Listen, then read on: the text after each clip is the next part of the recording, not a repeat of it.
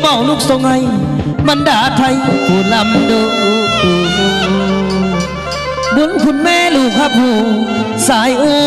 คือสายใจทุกวันใดไม่ยังคอยลำดูแน่ไว้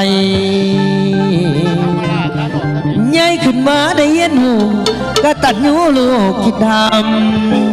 ำโอ้ยย้ำเศร้าคำแม่เพิ่นอุ้มเอาเพตุ้มและกอมนอนละนาอาเซนังคูฟัด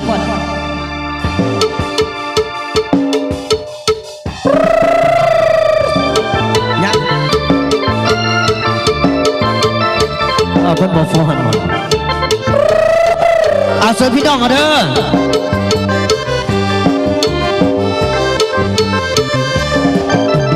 เยอะแพงควันตาดูปลาตื่นขึ้นมาจะห้องหาแก้วแม่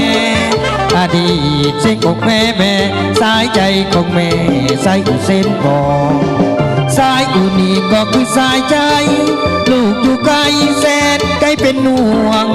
คิดขึ้นมาน้ำตาไหลร่วงแม่คงเป็นห่วงโอ้ดวงสายใจยามไก่บ้านยังคิดถึงความเก่าคิดขึ้นมาแล้วเศร้าก็ห่วงหลังคิดเบิ่งข้างสายอูแม่ใกล้ก่อยยามตื่นสวยนอนเว้นแม่ก็เป็นคนอุ้ม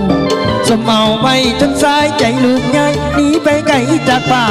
นได้4 ปีพอดเมื่อนี้ยังมอขึ้นเมืองเหลือแต่กายของตนส่วนหัวใจอยู่ทางบ้านดนนานที่จากมันมาที่ทอดมันดาวหัวใจแสนเศร้าบ้านเกิดสายอู่ของเราสิ่งกล่อมเบาๆมานอนเยอะนอนเย็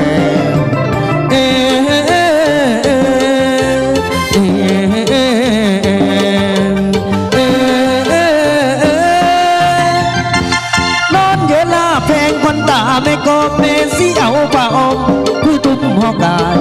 แม่บ่หายมีแต่ความดียันแม่มีความมักจิตกล่อมนอนหมอนหิวยุ่งต่อแม่ก่อนไล่สายใจลูกกูลาบ่ลืมเจ้าสัวกายหมายเก็บไป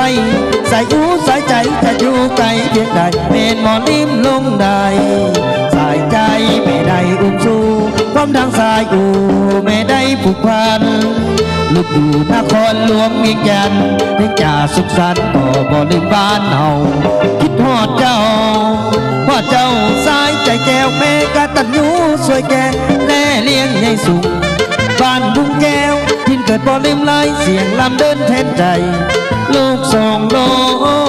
มเมื่อแดนไต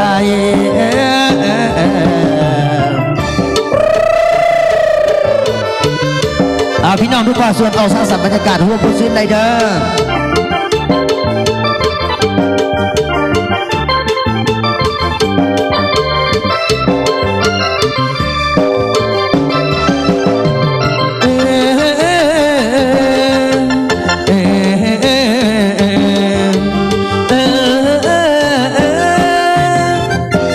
นอนเยอะลาแพงคนตาแม่กอมแม่สิเอาผ้าอมคือตุ้มหอกาแม่บ่หายมีแต่ความดียันแม่มีความมักที่ความนอนหมอนยิงนอนหมอนอยู่ยุ่งต่อแม่ก่อนไล่สายใจลูกบูลาบ่ลืมเจ้าสัวกายหมายเก็บไปสายอูสายใจจะอยู่ไกลเพียงใดแม่บ่ลืมลงใดสายใจไม่ได้อุ้มสู้ความทางสายอูไม่ได้ผูกพันลูกอยู่นครหลวงเวียงจันทร์ได้จ่าสุขสันต์ก็บ่ลืมบ้านเฮาคิดฮอดเจ้าพ่อเจ้าสายใจแก้วแม่กตัญญูสวยแก่แล่เลี้ยงให้สูงบ้านบุงแก้วทินเกิดบ่ลืมเลยเสียงลำเดินแทนใจโลกส่งลมเมื่อแดนไต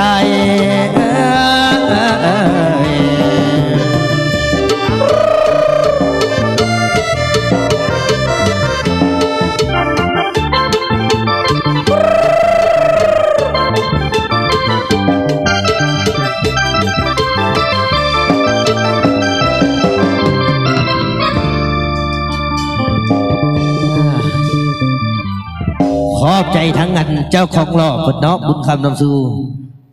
คิดว่าการต่อไปท่านก็จะเป็นผู้หนึ่งที่เป็นเกียรตินำหน้าพระทางเสียเป็นเสียดำทั้งงานต่อสะดอกให้พี่น้องเขาทุกภาคส่วนออกมาสร้างสรรค์